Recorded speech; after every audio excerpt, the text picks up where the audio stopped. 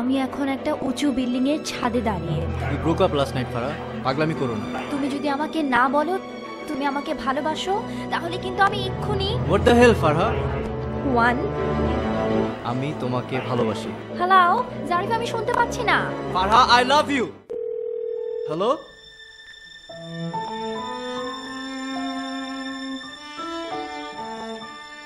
এটা নাও, ইটস চিটা।